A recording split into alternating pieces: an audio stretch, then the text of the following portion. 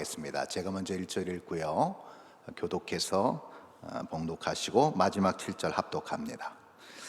전에 고통받던 자들에게는 흑암이 없으리로다. 옛적에는 여호와께서 스불론 땅과 납달리 땅이 멸시를 당하게 하셨더니 후에는 해변길과 요단 저쪽 이방의 갈릴리를 영화롭게 하셨느니라.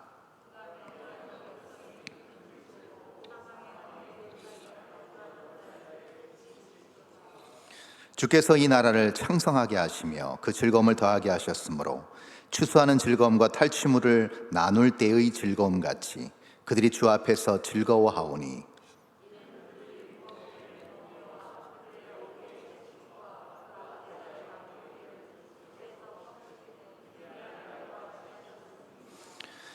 어지러이 싸우는 군인들의 신과 피 묻은 겉옷이 불의 섭같이 살라지리니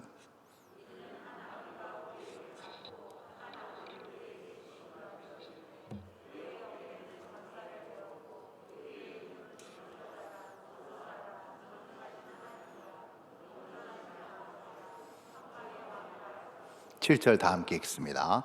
그 정사와 평강의 더함이 무궁하며 또 다윗의 왕자와 그의 나라에 군림하여 그 나라를 굳게 세우고 지금 이후로 영원히 정의와 공의로 그것을 보존하실 것이라. 만군의 여호와의 열심히 이를 이루시리라. 아멘. 연말이 다가오면서 다사다난했던 2022년도 한 해를 돌아보게 됩니다. 각자의 삶을 어떻게 평가하시는지요? 저도 이 말씀을 준비하면서 2022년도 한 해를 어떻게 살아왔는가, 연초에 계획했던 것, 바래왔던 것, 또 목적했던 것들을 이루었는가, 그리고 그만큼 그것을 이루기 위해서 열심을 내며 달려왔는가 라는 여러 가지 평가를 하고, 또 2022년도에 한 해 여러 다사다난했던 일들이 주마등처럼 제 뇌리 속에 싹 훑어 지나가는 것을 경험했습니다. 제가 지금 이 질문을 드릴 때 여기 계신 성도님들도 아마 불현듯 올 한 해 여러 가지 일들이 주마등처럼 스쳐 지나가지 않으실지 모르겠습니다. 어떤 분들은 이렇게 생각하실 수 있으실 겁니다. 제 주변에 있는 많은 분들에게 올 한 해 어떠셨어요? 라고 물으면 거의 대부분 이렇게 대답을 하십니다. 하는 것도 없이 빨리 지나갔어요. 대부분 이렇게 말씀하시더라고요. 별로 한 것도 없는데 너무나 빨리 지나갔다고 그렇게 말씀을 하시는 것을 들었습니다. 그리고 또 자주 듣는 대답 중에 하나가 뭐였냐면 아주 치열한 한 해였다라는 표현을 쓰셨습니다. 만만치 않은 한 해였습니다. 너무 치열하고 버거울 때가 너무나 많았습니다 라는 우리 성도님들과 또 주변의 제 개인적인 지인들의 대답이 또 다수의 이런 대답을 이루는 것을 볼 수 있었습니다. 근데 아주 저희들이 바라는 대답, 이번 년도 너무 좋았습니다, 만족스럽습니다, 성공적인 한 해였습니다 라고 대답하시는 분은 아주 거의 없었습니다. 그랬으면 바랬는데 그러기보다는 아쉬움이 많이 남는 한 해였다는 대답이 주를 이루었습니다. 어찌됐든 좋은 한 해였든 뭔가 미진한 한 해였든지 간에 올 한 해를 저와 여러분이 시간의 굴레에서 다 떠나보내고 이 마지막 며칠 남지 않은 이 시점에서 저와 여러분이 동일하게 느끼는 것이 한 가지 있을 것입니다. 이건 어떻게 보면 불변입니다. 동일하게 느끼는 것이 무엇인가? 바로 이건데요. 이 공통적인 결론은 무엇인가? 바로 드디어 한 살을 더 먹는구나. 이제 한 해 더 가고 이제 새해 2023년도 1월 1일이 되면 떡국 먹고 나는 한 살 더 먹는구나 라는 것은 올 한 해를 좋게 보냈든 그렇지 않았든 아니면 대충 보냈든 누구나 다 상관없이 다 동일하게 내리는 결론일 것입니다. 그 말은 무슨 말인가? 한 살을 더 먹는다는 말은 내가 한 해 더 늙어가고 있구나 라는 뜻이 될 것입니다. 내 육체는 한 해 더 쇠잔해 가고 있는 것이구나 라는 결론이 될 것이며, 조금 더 넓게 포괄적으로 이것을 설명한다면 내가 죽음의 문턱에 한 걸음 더 가까이 가고 있구나 라고 우리는 그렇게 정의할 수 있을 것입니다. 누구나 인생에 태어나면서 인생의 막바지를 향하여서 속절없이 흐르는 시간 속에서 그렇게 갈 수밖에 없는 것이 우리의 인생이라는 것이죠. 아무리 성공적인 한 해를 살아낸 사람이라 할지라도, 만족한 한 해의 시간을 보내는 사람이라 할지라도, 쇠잔해지는 육체와 제한적인 우리 모든 인생사의 그 연약함을 극복할 수 없는 것은 어쩌면 당연한 우리 삶의 원리인 것이죠.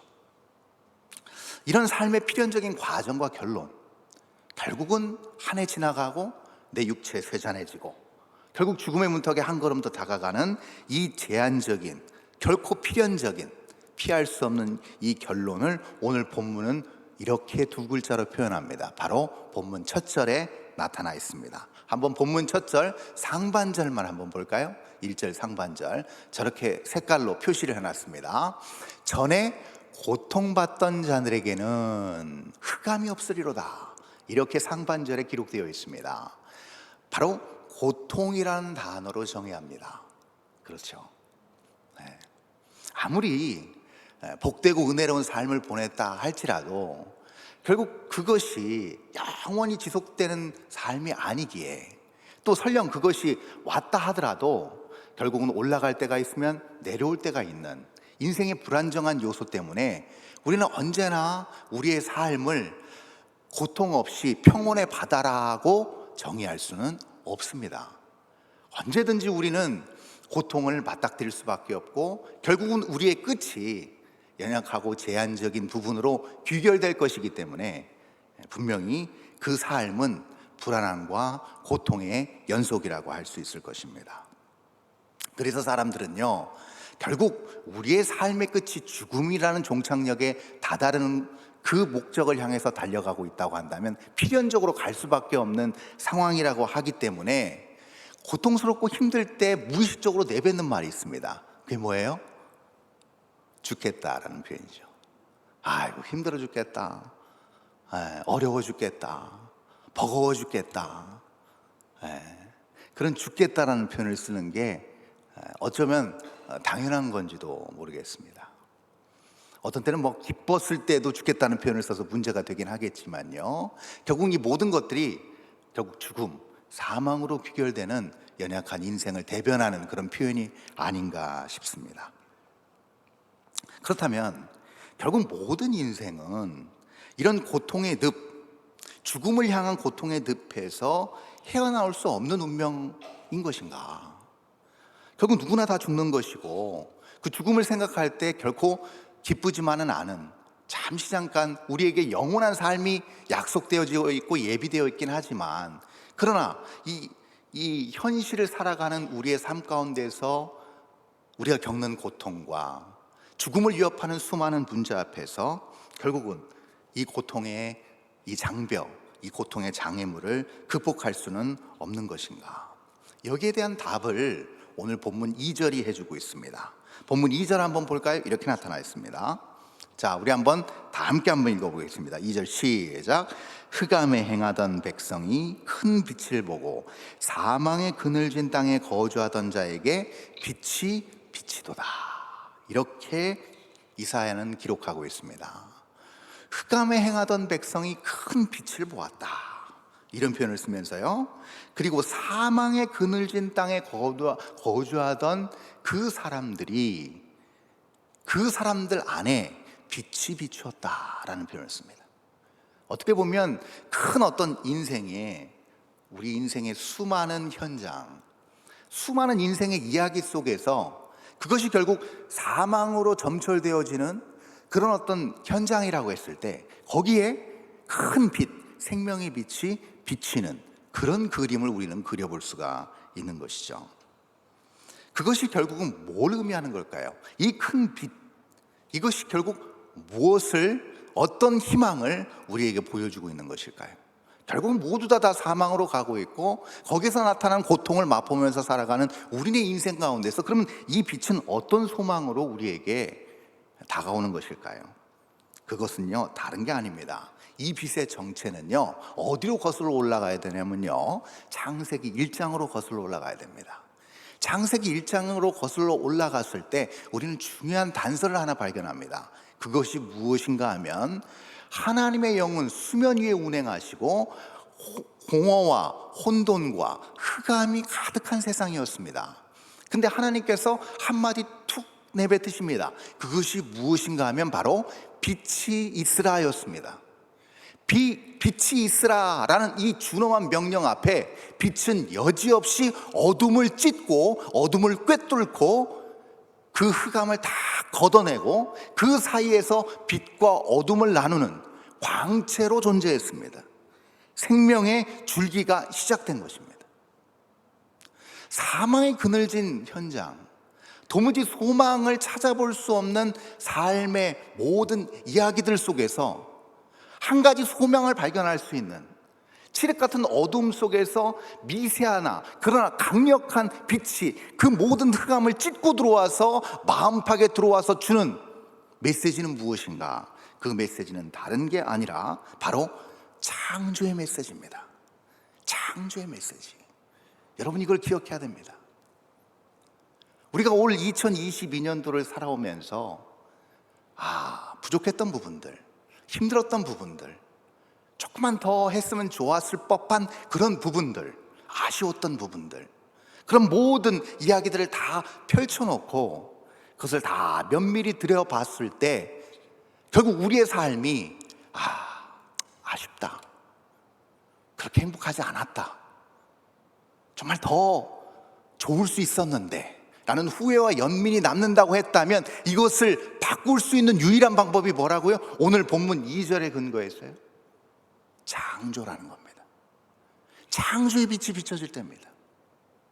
소망이 없고 좌절하고 절망하고 낙심되고 앞이 보이지 않을 때, 도대체 이렇게 시간이 어떻게 흘러가는지도 모르게 분주하게 우리의 삶을 그냥 이렇게 여과 없이 속절없이 보내고 있는 우리의 삶의 중심에서 다시금 목적을 세우고 소망을 품고 다시금 힘을 내서 걸어가고 바라보고 나아갈 수 있는 유일한 힘은 어디에 있는가? 바로 창조에 있다는 겁니다.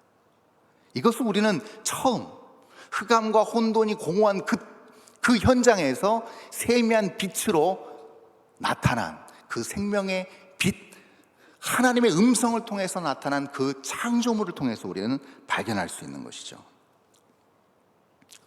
여러분, 왜 그럴 수밖에 없는가 하면요, 여러분, 그것은요, 그 빛은요, 그 창조는요, 어디서 끝나기 때문이에요?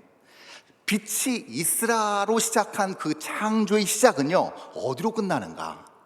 창세기 1장 26절부터 28절에 보면 이렇게 나와 있습니다. 하나님께서 모든 우주 만물을 다 세팅해 놓으셨습니다. 무엇을 위해서요? 사람을 위해서요. 그래서 하나님께서 이렇게 말씀하십니다. 우리가 우리의 형상을 빌어서 사람을 만들자라고 결정하십니다. 그리고 하나님의 형상을 입은 사람을 창조하십니다. 그리고 28절에 뭐라고 나옵니까? 하나님께서 사람에게 복을 주시며 이르시되 생육하고 번성하여 땅에 충만하라, 땅을 정복하고 다스리라 라고 말씀하셨습니다. 아주 중요한 말씀을 하십니다. 결국 창조, 소망, 모든 것을 하나님의 뜻대로 온전한 방법으로 이루는 마지막 창조의 완결은 어디서 끝나는가? 이 생명의 빛의 시작의 완결은 어디서 끝나는가? 하나님의 뜻과 하나님의 의와 하나님의 생각을 그대로 반영해서 살아가는 하나님의 형상을 닮은 사람으로 귀결된다는 겁니다. 이게 창조의 원리입니다. 자, 제가 이 얘기를 왜 하냐면요, 여기서 우리는 중요한 회복의 원리, 반전의 원리를 발견해낼 수 있기 때문에 그렇습니다. 그건 더 무슨 얘기인가? 결국 우리의 현실에서 맞닥뜨리는 수많은 고통의 요소들을 극복할 수 있고 그것을 기쁨과 감사로 변화시키고 승화시킬 수 있는 중요한 방법이 숨겨져 있다는 걸 우리는 알 수가 있는 거죠. 자, 그러면 여기서 질문을 하나 우리 성도님들께 던져보겠습니다. 그 질문은 이겁니다. 자, 여러분, 저와 여러분이 하나님의 형상으로 지음받았다고 믿으십니까? 안 믿으신 분들이 태반이신 것 같습니다. 자, 다시요. 저와 여러분이 하나님의 형상으로 지음받으셨음을 믿으십니까? 네, 확실합니다. 자, 그럼 또 하나 질문 드리겠습니다. 자, 그렇게 생명의 원천으로 지음받은 우리가 하나님 지으신 이 창조의 구조물 위에서 우리의 인생을 살아갈 때, 여러분, 고통에서 자유로우십니까? 몇 년을 사셨는지 저는 모르겠습니다. 그러나 처음에 이 땅에 태어나셔서 지금까지 살아오시는 동안, 또 앞으로 사실 날 동안 고통에서 자유로우십니까? 아까 제가 드린 말씀이 그 모든 고통을 소망으로 극복할 수 있고, 그걸 원천적으로 뒤바꿀 수 있는 힘이 창조의 힘이고, 그 창조의 산물이 우리라고 했을 때, 우리가 고통받는다는 것은 이거 아이러니 아닙니까? 이거 역설 중에 역설입니다. 이건 말이 안 맞습니다. 맞죠? 하나님의 생명의 창조물인 우리가, 하나님의 형상을 닮은 우리가 이 세상 가운데 소망 없는 고통에 그 나락에서 헤어나오지 못한다고 한다면 이것만큼 역설적인 건 없는 겁니다. 왜 그럴까요?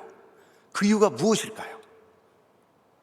왜 우리는 고통을, 문제를, 아픔을 믿음으로, 또 하나님의 도우심과 능력으로 이겨나갑니다, 할 수 있습니다, 선포합니다, 그런 믿음 있음에도 불구하고 왜 올 한 해 또 우리의 많은 인생의 여정 가운데서 그 앞에서 주저앉고 낭망하고 좌절할 수밖에 없었을까요?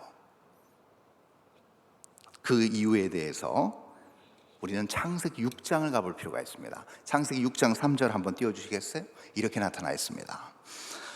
제가 읽겠습니다. 여호와께서 이르시되 나의 영이 영원히 사람과 함께하지 아니하리니 이는 그들이 육신이 됨이라. 그러나 그들의 날은 120년이 되리라 하시니라. 이게 바로 창세기 6장 3절에 있는 말씀입니다. 창세기 6장에 있는 말씀 우리가 너무나도 잘 아는 말씀입니다. 성경이 이렇게 표현합니다. 하나님께서 한탄하셨습니다. 왜요? 죄악이 이 땅에 가득 관영했다는 표현을 씁니다. 성경은 죄악이 관영했기 때문입니다. 어디서도 소망을 찾을 수가 없습니다. 죄악이 관영했다는 얘기는 죄악의 주된 속성이 무엇입니까? 창조가 아닙니다. 파괴입니다. 붕괴입니다. 분열입니다. 세우지 않습니다. 모든 하나님을 대적하는 죄는 다 죽음으로 몰아넣습니다. 그리고 마지막에는 다 괴멸시킵니다.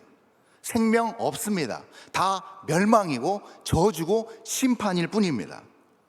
그러한 죄의 속성이 이 땅 곳곳에 가득 차 있었다고 얘기합니다. 왜요? 이 땅에 사는 수많은 사람들의 상태가 어떻기 때문이에요? 이들이 육신이 되었기 때문입니다. 육신이 되었기 때문이에요. 자, 육이 되었다는 표현은 무슨 표현일까요? 생명력을 상실했다는 얘기입니다.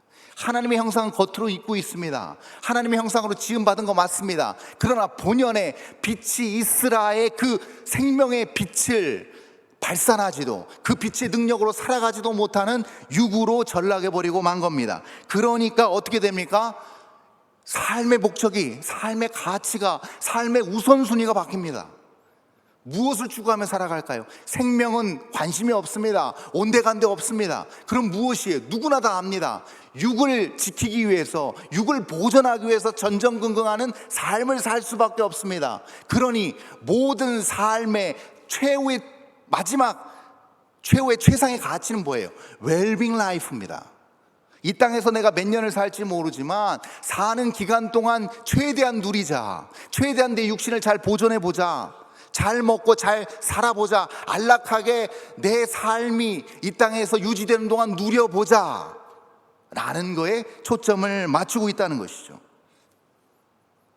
더 여기서 그치지 않습니다. 이것을 누리기 위해서 어떻게 합니까? 남의 것을 빼앗습니다. 남의 것을 강탈합니다. 힘을 키웁니다. 그래서 그것을 내 것으로 만들어버립니다. 그리고 내 영역을 점점점 구축해 나갑니다. 다른 사람들의 생명을 뺏을지라도, 다른 사람들의 영역과 다른 사람들의 가치를 다 뭉개버릴지라도 나의 가치와 나의 생각과 나의 최우선에 목표를 성취하기 위해서 물불을 가리지 않게 됩니다. 이것이 바로 육신이 되었다는 표현 속에 녹아있는 모든 죄된 인간들의 실태라고 우리는 볼 수 있을 것입니다. 그 영역을 무차별적으로 확장해 나가면서 생기는 문제가 오늘 본문 4절, 5절에 나타나 있습니다. 한번 볼까요? 4절, 5절 이렇게 나타나 있죠. 제가 읽겠습니다. 이는 그들이 무겁게 맨 멍에와 그들의 어깨의 채찍과 그 압제자의 막대기라는 표현을 제가 저렇게 색깔로 칠해놨습니다. 5절도 마찬가지입니다. 5절 보시면 어지러이 싸우는 군인들의 신과 피 묻은 겉옷. 이것을 통해서 우리는 알 수 있는 게 무엇인가? 우리 인생사에서 겪는 많은 일들이 다 이런 피 튀기는 현장을 방불케 한다는 겁니다. 어떻게든 좀 더 삶을 온전하게 영위해 보려는, 좀 더 육을 지켜보려는 노력들이 곳곳에서 자행되고 있다는 것을 우리는 이 짧은 4절과 5절을 통해서 볼 수 있습니다. 그러니 고통을 피할 수 없는 것은 당연한 겁니다. 불을 보듯 뻔한 이야기입니다. 그러니 결국 이러한 무분별한 자기 영역의 육을 지향하는 자기 영역의 확장은 결국 뭘 가져오겠습니까? 고통을 낳습니다. 억압받는 사람은 그 압제자의 고통을 받게 되는 것이고요, 욕심이 많은 사람은 욕심이 상대적으로 적은 사람에게 큰 피해를 안깁니다. 큰 상처를 안깁니다. 이 불균형한 모든 사회 전반, 세상 전반에 걸친 이런 구조가 결국 고통을 계속해서 양산해내는 것을 우리는 볼 수가 있습니다. 그러니 이 세상의 이 구조 안에서 발딛고 사는 우리가 고통을 피한다는 것은 어쩌면 불가능할 수 있습니다. 2022년도 지금 300일이 넘는 그 수많은 날들을 살아오면서 이 땅에서 겪은 많은 일들이 이러한 온상이라고 했을 때 누가 고통과 문제에서 자유로울 수 있었겠습니까? 없습니다. 저와 여러분에게 다시 한번 마음에 손을 얹고 이 자리를 통해서 위로하고 싶습니다. 수고 너무 많이 하셨습니다. 한 해 동안 너무 애쓰셨습니다. 왜요? 이 현실을 넘고 돌파하고 견디고 여기까지 오셨기 때문입니다. 그런데 이 4절, 5절을 언뜻 보면 참 암울하고 이 피할 수 없는 고통, 결국 우리의 삶을 옥죄게 하고 고통스럽게 억압하는 것 같이 보일 수 있는데요, 성경에 이 숨겨져 있는 이 반전을 발견하는 게 이게 참 묘한 성경의 매력이라고 할 수 있습니다. 우리 다시 한번 4절, 5절을 한번 볼까요? 이렇게 나타나 있습니다. 4절, 5절의 반전인데요, 이렇게 나타나 있죠. 이는 그들이 무겁게 맨 멍에와 그들의 어깨의 채찍과 그 압제자의 막대기를 주께서 어떻게 하신다? 꺾으시되. 주께서 꺾으시되. 5절도 나타나 있습니다. 자, 5절 이렇게 나타나 있죠. 어지러이 싸우는 군인들의 신과 피 묻은 겉옷이 불에 섭같이 살라지리니. 아멘. 이 모든 압제의 막대기를 주님께서 꺾어주시고 또 피 묻은 처절하게 전장의 그 수많은 사람들의 흘린 피, 신발에도 묻고 옷에도 묻은 그 처절한 그 싸움의 현장의 결과물들을 그것을 다 불에 다 태워서 없이 해주시고 깨끗하게 해주신다는 약속입니다. 이게 어떻게 가능할까요? 이 얘기 여러분, 우리 현실과 이거를 대비해서 생각해 보면 이겁니다. 그렇다면 이거 다 꺾어주시고 이거 다 태워주시면 내 인생 앞에 문제 없는 거 아니겠어? 복음입니다. 맞죠? 이게 어떻게 가능해? 이걸 약속해 주신다고? 저만 놀라는 것 같습니다. 이게 어떻게 가능할까요? 그게 바로 그 다음 절 6절 때문에 가능합니다. 자, 그 다음 절 6절 유명한 말씀이죠. 우리 한번 다 함께 읽어보겠습니다. 6절 시작. 이는 한 아기가 우리에게 낳았고 한 아들을 우리에게 주신 바 되었는데 그의 어깨에는 정사를 메었고 그의 이름은 기묘자라 모사라 전능하신 하나님이라 영존하시는 아버지라 평강의 왕이라 할 것임이라. 아멘.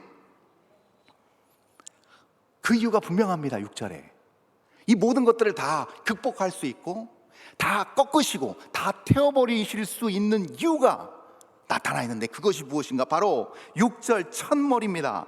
이는 한 아기가 우리에게 낳았기 때문이랍니다. 그 한 아기를 우리에게 주셨기 때문이랍니다. 이걸로 해결된답니다.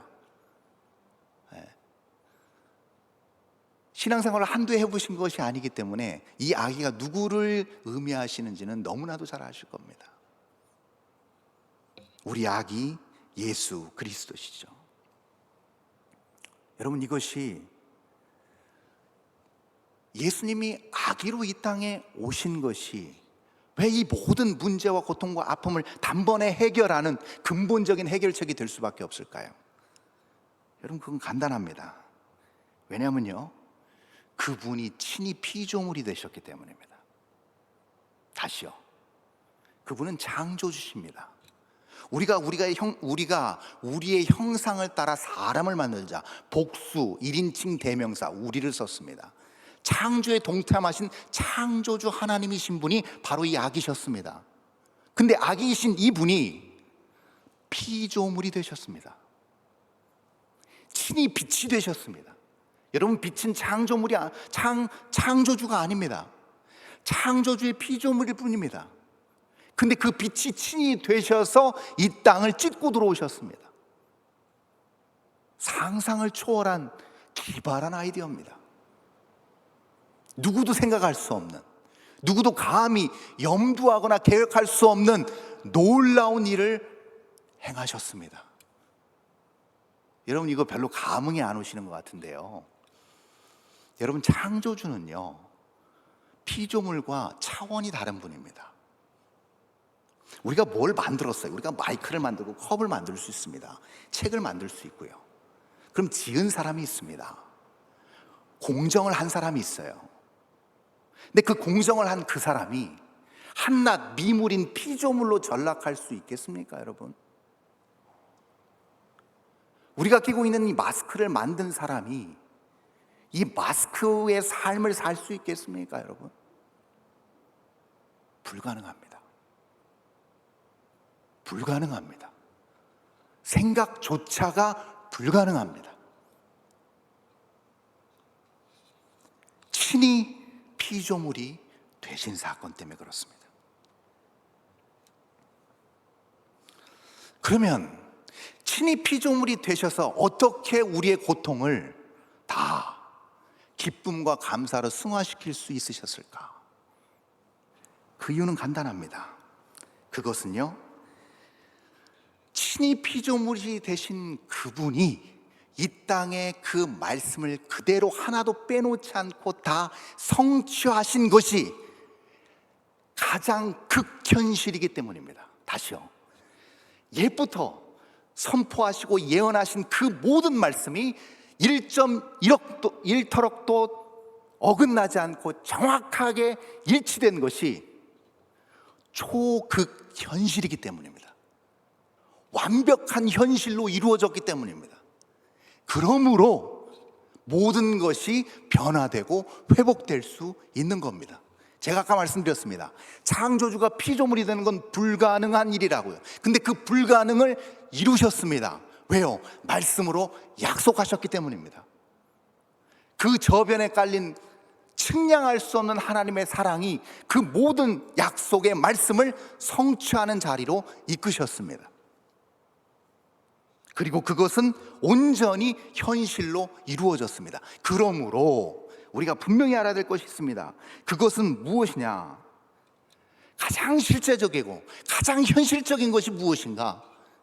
창조주이신 전지전능하신 그분, 기묘자라 모사라 전능하신 하나님이라 영존하시는 아버지라 평강의 왕이라 지칭되는 그 존귀하신 분이 가장 낮은 피조물의 자리까지 내려오신 것, 이것이 가장 온전한 현실이라는 겁니다.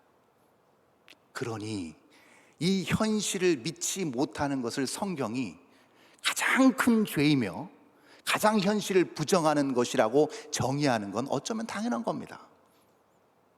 그렇지 않겠습니까, 여러분? 이 완벽한 현실을 부정하니 이 죄를 어찌 감당하겠습니다? 이 미련함을 어찌 감당하겠습니까? 여러분, 하나님께서 우리에게 허락하신 이 놀라운 은총, 창조주가 피조물이 돼서 현실로 이 모든 것들이 다 완벽하게 성취되는 것, 이것이 우리의 일상에서, 그럼 우리의 삶의 모든 여정에서 어떻게 아름답게 드러날 수 있는가? 여러분, 제가 예화를 하나 들고 나왔습니다. 그 예화는 이겁니다. 영하 10몇 도가 떨어지는 이 추운 겨울날, 여러분 생각나는 곳이 어디시겠어요? 따뜻한 남쪽 나라겠죠. 그럼 비행기 타고 가죠. 한 3-4시간 쫙 비행기 타고 가면 열대우림이 쫙 깔려있는 따뜻한 햇살을 맞으며 여러분 벤치에 앉아서 야자수 한 병 딱 드시고 싶은 생각 없으세요? 이런 추운 날 3-4시간만 가면 도착할 수 있는 남쪽 나라, 네, 비행기 타고 갈 수 있습니다. 룰루랄라 행복하게 즐겁게 기대에 찬 마음으로 공항부터 비행기 타고 목적지까지 갈 수 있습니다. 근데 여러분, 비행시간이 45시간이면 얘기는 달라집니다. 서너 시간은 기쁨과 기대감으로 갈 수 있습니다. 근데 45시간은 얘기 달라집니다. 제 본가가 지구 반대편에 있는 관계로 종종 경험했던 아주 악몽이 있습니다. 그것은 45시간 비행기를 타는 겁니다.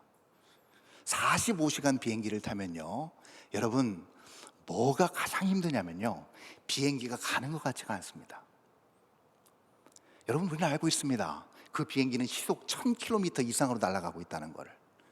그런데 45시간 동안 비행기 안에 갇혀 있어서 눕지도 못하고 일어서지도 못하고 어정쩡하게 앉아서 45시간 가면요, 다리 퉁퉁 붓죠. 소화 안 되죠. 굉장히 고역입니다. 그야말로 고통 그 자체입니다. 모든 것은 다요, 먹어도 먹는 것 같지 않아요. 즐거움도 별로 없어요. 3-4시간 갈 때 얘기죠. 45시간 너무 힘듭니다. 그 45시간의 힘든 모든 그 시간과 과정을 이겨낼 수 있는 유일한 희망이 하나 있습니다. 그것은 시트 앞에 달려있는 요만한 GPS입니다. 그 GPS는요, 맨날 들여다보고 있어도 그 자리에 있는 것 같습니다. 전혀 움직이는 것 같지가 않아요. 근데 그 비행기 머리, 그 그림에 나와 있는 그 비행기 머리의 선이 딱 정확하게 그 끝을 가리키고 있는 그 목적지를 보면 다시금 소망이 올라옵니다. 분명히 목적지를 가리키고 있습니다. 여러분, 45시간 동안 그 좁은 비행기 안에서 무엇을 할 수 있겠습니까? 없습니다. 다리가 부어요. 다리 주물러요. 그러나 다리는요, 육지에서 운동할 때와 몸을 움직일 때와 다릅니다. 모든 것들은 다 미봉책일 뿐입니다. 맛있는 거 먹고 싶습니다. 그러나 비행기에서 아무리 맛있는 거 나온다 한들 여러분, 맛은 반감됩니다. 다 미봉책일 뿐입니다. 자유 없습니다. 몇백 명의 사람들이 기내에 탑승해서 움직이지도 못하는 상황에서 어떻게 뛸 수 있겠습니까? 어떻게 움직일 수 있겠습니까? 못 움직입니다. 그냥 기내에 나를 맡기고 45시간 동안 기다리며 가는 겁니다. 이것이 인생입니다, 여러분. 그리스도 안에서 성육신하신 창조주 되신, 그러나 피조물로 오신 그분을 믿는 우리의 삶도 역시 마찬가지입니다. 좁디 좁은 이 제한적인 이 세상 가운데서 여러분, 모든 것들은 다 미봉책일 뿐입니다. 해결된다 한들 그게 얼마만큼 해결되겠습니까? 아니요, 영원히 해결되지 못합니다. 아무리 누린다 한들 그것이 영원하겠습니까? 아닙니다. 일시적일 뿐입니다. 병이 나았다 한들 그것이 영원한 생명으로 우리를 인도해 줍니까? 아니요. 결국은 코끝의 호흡과 심장의 박동이 멈출 날이 분명히 옵니다. 그러나 목적지에 다다라서 기내에서 나오는 순간, 그리고 내가 그 먼 곳을 떠나 여기까지 와서 펼쳐낼 수많은 일들, 계획대로 이룰 모든 일들을 시작하고 이루어내는 순간, 그 안에서 진정한 만족과 진정한 해결책을 우리는 맛볼 수 있는 겁니다. 맞닥뜨릴 수 있는 겁니다. 우리의 인생도 똑같습니다. 영존하시는 아버지랍니다. 그 얘기는 영원히 해결해 주신다는 겁니다. 전능하신 하나님이랍니다. 그분에게는 불가능이 없다라는 겁니다. 그리고 더 중요한 것, 그분은 평강의 왕이시랍니다. 그분이 계획하고 그분이 이루고 그분이 결론 내는 모든 것들은 평강으로 귀결된다는 겁니다. 평강으로 완벽하게 완결된다는 의미입니다. 그러므로 기약 없이 우리의 인생 여정에서 불쑥불쑥 나타나는 인생의 변수와 고통 속에서 속절없이 무너지거나 기약 없이 마냥 절망하지 않기 위해서 필요한 것은 무엇일까? 오늘 본문 마지막 7절을 한번 다 함께 읽어보겠습니다. 본문 7절입니다. 다 함께 읽습니다. 시작.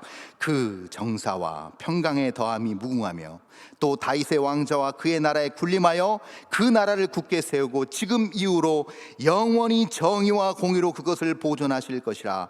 만군의 여호와의 열심히 이루시리라. 다시 한번요. 만군의 여호와의 열심히 이를 이루시리라. 아멘. 여러분, 마지막으로 이 여호와의 열심이란 말에 우리의 마음을 온전히 들이시기 바랍니다. 이 열심이라는 말을요, 또 다른 말로 번역하면 이런 뜻이 됩니다. 질투하시는 여호와란 뜻입니다. 우상 숭배하지 말아라. 나는 질투하는 하나님이니까 너희들 우상 섬기는 순간 내 질투가 폭발할 거야 라고 우리는 선뜻 하나님의 인격을 수준 낮게 볼 수 있습니다. 여기서의 하나님의 열심과 질투는 그런 의미가 아닙니다. 그럼 어떤 의미일까요? 그것은 다른 것이 아닌 우리가 이해할 수 있고 우리가 받아들일 수 있고 우리가 우리의 능력으로 알아챌 수 있고 깨달을 수 있을 정도로 낮추신다는 의미입니다. 하나님이. 그것을 우리는 무엇으로, 어떤 연결고리로 그 하나님의 열심을 파악할 수 있느냐? 성경은 그것을 믿음이라고 표현합니다.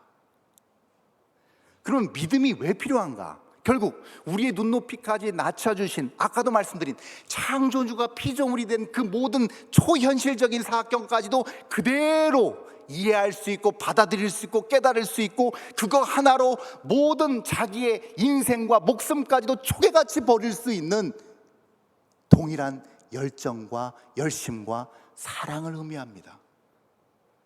그게 이 여호와의 열심을 그대로 믿음으로 수납한 하나님의 사람들의 삶의 이야기와 모습인 겁니다.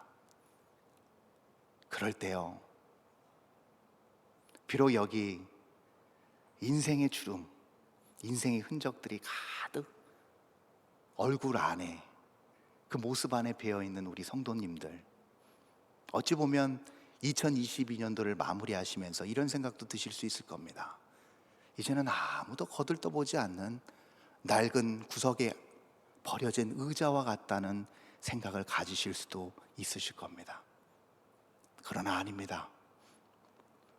우리와 함께 하시는 임마누엘 되신 그 여호와의 열심이 생명의 빛으로 비춰지는 순간, 그 낡은 의자일지라도 누군가는 앉아서 잠시 쉬고 갈 수 있는, 여유를 제공해 줄 수 있는 그런 의자로 보여질 겁니다.